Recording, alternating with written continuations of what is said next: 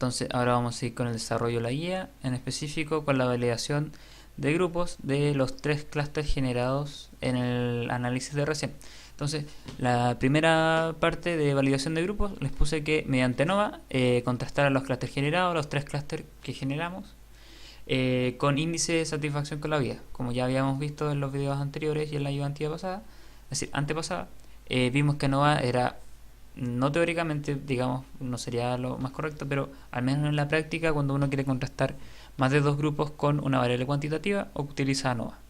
Es muy similar a prueba T, solamente que, es decir, con la diferencia como práctica de que cuando se tienen más de tres grupos, es decir, más de dos grupos, o sea, de tres hacia arriba, se ocupa ANOVA. Y cuando son dos grupos, se ocupa prueba T de diferencia de media. Entonces, lo que vamos a ver ahora va a ser, mediante ANOVA, contrastar los clústeres generados, los tres clústeres que hicimos en variables, que quedaron como variables, con el índice de satisfacción con la vía. Entonces, nos vamos a la base de datos, nos vamos a analizar, comparar medias, ANOVA de un factor. En lista de dependientes vamos a poner la variable cuantitativa y en factor vamos a ingresar lo que son los factores propiamente o los grupos, la variable de agrupación, que en este caso serían los clústeres, la variable de los clústeres generados, que en este caso vamos a poner la QCL2, porque en el primer cálculo, no sé si se acuerdan, tiramos para dos clústeres y en el segundo para tres. Entonces ese guión bajo tal número es el número en que hicieron cuando tiraron, el número de orden en el que tiraron el análisis. Entonces el primer análisis fue para dos clústeres, entonces el QCL-1 es una agrupación, una variable que agrupa entre dos grupos, que serían los dos clústeres, y el QCL-2 agruparía para tres, y esa es la que vamos a ocupar. Por eso, bueno, también, si es que pueden, por ejemplo, aquí en número de caso de clúster, voy a poner es decir, pueden cambiar la etiqueta a dos clusters para que no se vayan confundiendo. Clusters. Y lo mismo para la variable de abajo, pero le ponen para tres clusters. Entonces así quedan claros de para cuántos son cada uno. Porque ya el nombre, como les dije, no dice cuántas cantidades de clusters se hizo, sino en qué orden. Entonces, la que es para test cluster es la que vamos a utilizar en nuestro análisis. Volvemos a la ventana que habíamos abierto. Analizar, comparar medias, clúster de ANOVA de un factor, disculpen. Entonces tiramos nuestra variable cuantitativa y la variable para test cluster, que es QCL2, la ponemos como factor. Como post-hoc le ponemos la prueba de Tukey y la prueba de James-Howell, que ya en los otros videos expliqué para qué servía cada una y para qué sirven las pruebas post-hoc en general. Estadístico, la prueba de homogeneidad de varianzas. Y en simulación de muestreo o simular muestreo no se pone nada y ponemos aceptar. Ya, aquí nos dan los resultados. Entonces el estadístico LB nos dio .265, que es sobre 0,5, por lo cual se acepta la hipótesis nula en cuanto se considera que hay una homogeneidad de varianzas dentro de los grupos en contraste con la variable cuantitativa. Por lo que vamos a utilizar la prueba de Tukey de pruebas post-hoc en el caso de que ANOVA sea significativo, que como vemos por los resultados sí es. Significa que los tres grupos generados por clúster hacen diferencias significativas si se ponen en relación a la variable de índice de satisfacción con la vida. Como habíamos visto ya en videos anteriores, si tiramos descriptivos en que cruzábamos los tres clústeres generados con sus promedios respectivos en cuanto al índice de satisfacción con la vida, habían sujetos, es decir, los clústeres en uno de los sujetos en uno de los clústeres iban a tener puntuaciones muy bajas, en otros puntuaciones medias y otros puntuaciones altas. Entonces hacía diferencia el pertenecer a cierto clúster respecto a las medias que se esperaban en los índices de satisfacción con la vida. Entonces, en las pruebas post-hoc, como les dije, se ve Tukey, cómo se aceptó la igualdad de varianza, y se pueden ver qué distancia entre grupos, entre clusters, son significativas, como ya había avisado en videos anteriores, y esta tabla no es tan importante. Lo que para pruebas post-hoc, lo que nos importa acá, entre qué grupos hubieron distancias significativas, que en este caso, si ven, todos los valores son bajo 0,5, entonces todas las distancias son significativas. Ya viendo esto, se sigue en la guía con la parte de mediante chi cuadrado contrastar los 3 grupos generados con el nivel socioeconómico.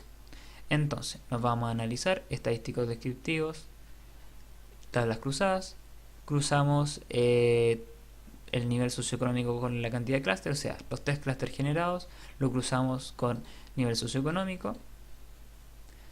En estadísticos pedimos chi cuadrado con b de Kramer. En casillas ponemos recuento observado, esperado y porcentajes columna. Y finalmente le ponemos aceptar. Entonces nos tira la tabla con primero unos descriptivos. El n válido son 10 casos, que es el 100%. Cuando cruzamos la tabla con los clústeres podemos ver la diferencia entre valores esperados, que fueron 4, es decir, 0.4 en este caso, y que finalmente fueron 2 en clúster, es decir, personas que pertenecían al clúster 1 y que eran de ABC1, que en este caso son 2. En el clúster 2, si pueden ver, bueno, y que el 100% de las personas que son ABC1 se ubican en el clúster 1. Aquí en el clúster 2 podemos ver que un 33% de sus integrantes, o sea, un caso, está en C3 y un 66%, o sea, 2 casos, están en D.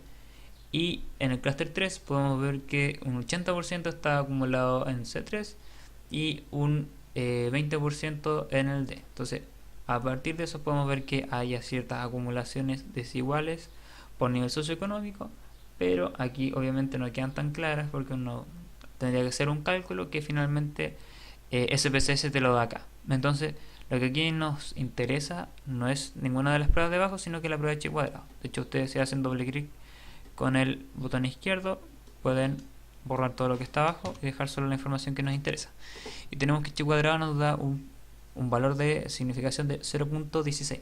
¿Qué significa eso? Que como está por debajo del nivel de rechazo, que es de 0.5, la relación entre el nivel socioeconómico y los 3 clústeres generados es significativa, o sea, hay diferencia significativa entre los clústeres, dependiendo, así, los sujetos, hace diferencia cruzar las dos variables. Los sujetos que pertenecen a un clúster tienden, por ejemplo, en el clúster 1, los dos sujetos tienden o están en ABC1, en el clúster 2 se reparten en C3 y D, igual que en el clúster 3, pero no es en las mismas proporciones. Entonces, hay una diferencia significativa al cruzar esas dos variables. Entonces, se espera que dentro de cada uno de los clústeres diferenciados hayan distintos integrantes de distintos grupos socioeconómicos, pero no al azar, por así decirlo, no se distribuyen igualmente. Hay una variable externa que juega ahí, que va más allá del azar, y por eso se dice que es significativo. Pueden ver que B de Kramer es de 0.016, lo que es muy bajo. Recuerdo que B de Kramer se lee de 0 a 1, entonces 0.16 es muy bajo, pero tenemos que notar que si bien chi cuadrado da significativo, tenemos que tomarlo con cautela porque hay casillas que tienen valores 0. Y cuando habíamos dicho que habían casillas que tenían menos del 5% del total de casos acumulados dentro de la distribución, en cada uno de los cuadrados, había problemas de error en el cálculo de chi cuadrado. Entonces, si bien si es que trabajan con tan poca cantidad de casos, ustedes pueden decir que efectivamente hay una relación significativa, hay que tener cierta cautela por el problema estadístico que podría traer la poca acumulación de casos, es decir, la poca cantidad de casos en algunas casillas, que en varias son 0. Por ejemplo, en el clúster 1 con D hay 0 casos, con C3 también, etc. Y viendo de partida de que nivel socioeconómico son 5 categorías y aquí se salen representadas solo 3. Entonces hay varios impedimentos, pero podemos ver por el momento que es significativo.